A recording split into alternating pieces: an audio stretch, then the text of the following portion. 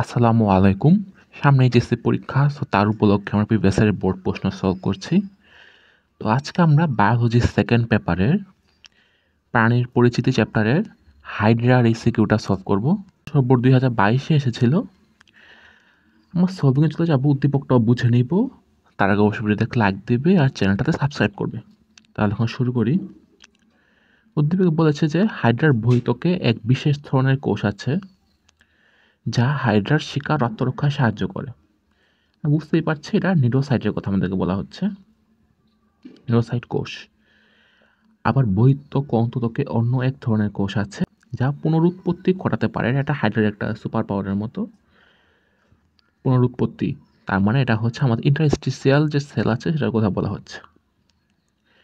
কতে বলা হচ্ছে মৃতজীবিতা কি, ক্ষতে হাইড্রার নিষেধ করে না কেন, গতে উদ্দীপকে উল্লিখিত বিশেষ ধরনের কোষটির সূত্রক নিক্ষিপ্ত অবস্থায় চিত্ররূপ দেখাও। আচ্ছা, এই নিউরোসাইটে যে সূত্রক নিক্ষেপ করার পরে এর যে অবস্থা চিত্র আমাদের দেখাতে হবে। আর দ্বিতীয় অংশে বর্ণিত কোষটি প্রাণীর বংশবৃদ্ধির সাথে জড়িত, যে ইন্টারস্টিশিয়াল যে সেল সেটা যে প্রাণীর বংশবৃদ্ধির সাথে জড়িত সেটা আমাদেরকে বিশ্লেষণ করতে হবে।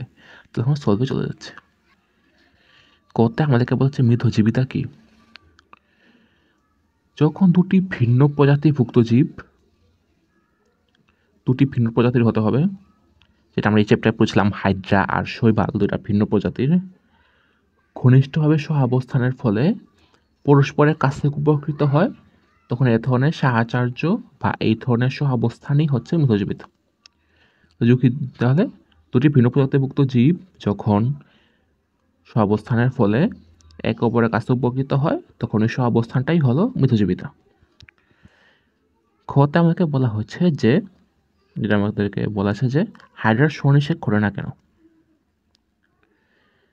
হাইড্রাতে নিষেধ করে না কারণ হাইড্রা সাধারণত এক লিঙ্গ বা উপলিঙ্গ প্রকৃতির।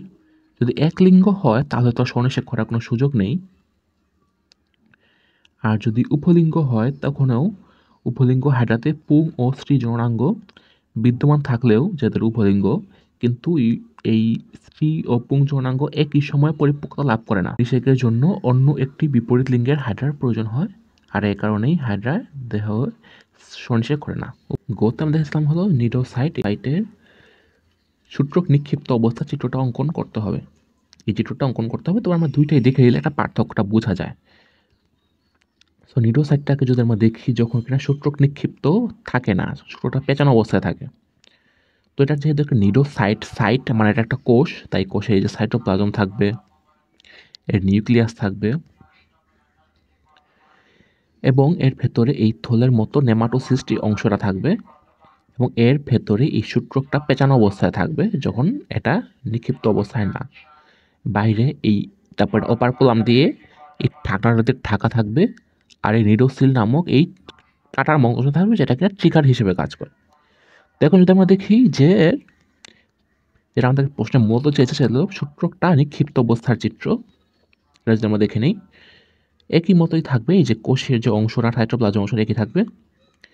এই ভিতরে যে নেমাটোসিস্টে এই থলের মতো অংশে যে সূত্রটা পেঁচানো অংশ ছিল সেটা এখন বের হয়ে গিয়েছে। পেঁচানো সূত্রটা এখন বের হয়ে গিয়েছে। আমরা বাট, তারপরে কাটার মতো বারবুল সেগুলো দেখতে পাচ্ছি। ঢাকনাটা অপারকুলামটা খুলে গিয়েছে, আর এই ট্রিগারটাও সরে গিয়েছে। তো আমরা বুঝতে পারছি যে এভাবে এই সূত্রটা পেঁচানো অবস্থা থাকলে যখন ট্রিগার হয়, তখন এই চিত্রটা বের হয়ে আসে, তখন এই চিত্রটা এরকম টানের চিত্রের মতো হয়েছে। তো এই ছিল আমাদের গোয়ের সলভ। আমাদের শুধু চিত্রটা দিতে বলা হয়েছে, আমি চিত্রটা দিয়ে দিয়েছি। খতে বলা হয়েছিল যে দ্বিতীয় অংশে বর্ণিত কোষটির প্রাণীর বংশবৃদ্ধির সাথে জড়িত, যেটা আমরা আগেই আলোচনা করেছি, সেটা হলো ওই কোষটি হলো ইন্টারস্টিশিয়াল কোষ। বহিঃত্বক অন্ততক অবস্থিত বিশেষ ধরনের কোষ হলো ইন্টারস্টিশিয়াল কোষ, যেটা কিনা হাইড্রাকে এই পুনরুৎপত্তির ক্ষমতাটা দেয়। এদের একটি বিশেষ বৈশিষ্ট্য হলো প্রয়োজন অনুসারে যে কোনো কোষে রূপান্তরিত হতে পারে। এই ক্ষমতাকে টোটিপোটেন্সি বলে। প্রাণী যেমন হাইড্রার জননেও এদের ভূমিকা রয়েছে, তা আমাদের নিচে বিশ্লেষণ করছি। মুক্তোদ্গম, এটি এক প্রকার ওজন ও জনন।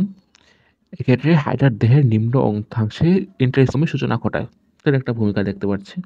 বিভিন্ন ধাপে পরিপূর্ণ মুকুলের সৃষ্টি হলে তা পরিপক্ক মুকুলের গোড়ায় খাঁজের সৃষ্টি হয় এবং তা মাতৃদেহ থেকে বেরিয়ে যায়। নিমকলগুলো মাতৃ দেহ থেকে বেরিয়ে যায়। ইন্টারস্টিশিয়াল কোষের কার্যকারিতায় মাতৃ হাইড্রার বিচ্ছিন্ন হওয়ার ক্ষত স্থানটি পুনরায় গঠিত হয়। এটাও ইন্টারস্টিশিয়াল কোষের একটা বৈশিষ্ট্য, একটা ভূমিকা। যৌনজননে যদি আমরা দেখি, হাইড্রার কোনো স্থায়ী যৌনাঙ্গ নেই, এরা একলিঙ্গিক বা উভলিঙ্গিক। জনন ঋতুতে যখন কিনা আমাদের যৌনজনন ঘটানোর সময় ইন্টারস্টিশিয়াল কোষ বিভাজিত হয়ে ডিম্বাশয় তৈরি করে। তাই আমরা দেখতে পাচ্ছি আবারও ইন্টারস্টিশিয়াল কোষের ভূমিকা, তা যৌনজননের সূচনা ঘটায়। এছাড়াও স্পার্মাটোগোনিয়া ও ওগোনিয়া সৃষ্টিতেও ইন্টারস্টিশিয়াল কোষের ভূমিকা রয়েছে। বিভিন্ন কোষের রূপান্তর বা কোষ তৈরি, কোষ সৃষ্টি সবকিছুতেই ইন্টারস্টিশিয়াল কোষের ভূমিকা রয়েছে। পুনরুৎপত্তি বা দ্বিবিভাজন, হাইড্রার দেহাংশ পুনর্গঠনের মাধ্যমে পুনরুৎপত্তি লাভ করে। যেখানে হাইড্রার এই সুপার পাওয়ারটা আছে, এর স্বাভাবিক কোনো মৃত্যু নেই। যে কোনো দুর্ঘটনায় পতিত হয়ে হাইড্রা অনুদৈর্ঘ্যভাবে বনপ্রস্থভাবে 2 বা ততোধিক খণ্ডে বিভক্ত হয়ে যেতে পারে। একটি ইন্টারস্টিশিয়াল কোষ দ্রুত গতিতে বিভাজিত ও রূপান্তরিত হয়ে বিভিন্ন প্রকার কোষ সৃষ্টির মাধ্যমে হাইড্রার হারানো বা বিনষ্ট দেহাংশ পুনর্গঠন করে। চিন্তা করো, একটা ছোট একটা প্রাণীর কীরকম ক্ষমতা, যে এদের দেহ যদি বিভিন্ন অংশে খণ্ড হয়ে যায়, দ্রুত গতিতে বিভাজিত ও রূপান্তরিত হয় বিভিন্ন প্রকার কোষ সৃষ্টির মাধ্যমে হাইড্রার হারানো বা বিনষ্ট দেহাংশ পুনর্গঠন করে। ফলে একটি হাইড্রা হতে খণ্ডায়নের সংখ্যা অনুসারে 2 বা ততোধিক হাইড্রার বিকাশ ঘটে। একটা হাইড্রা থেকে 2-3টা হাইড্রাও বিকশিত হতে পারে। আর হাইড্রার এই অস্বাভাবিক প্রজননকেই বিভাজন বলে, যে একটা হাইড্রা থেকে 2-3টি হাইড্রা তৈরি হচ্ছে, বিকশিত হচ্ছে।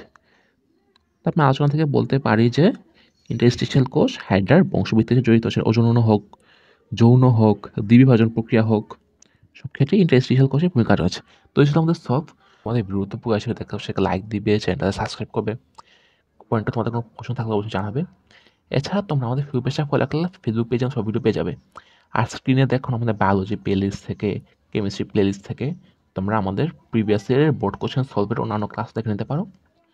তোমরা আমাদের প্লেলিস্ট থেকে 23 এইচএসসি, 23 এইচএসসি 22-এর জন্য বানানো ভিডিও থেকেও বায়োলজির প্রিভিয়াস অনেক সলভ ক্লাস দেখতে পারো। এখানেও বোর্ড কোশ্চেন অনেকগুলো সলভ দেওয়া আছে, সেগুলো তোমরা দেখে নিতে পারো। সো অবশ্যই subscribe, that's it for today, as I understand.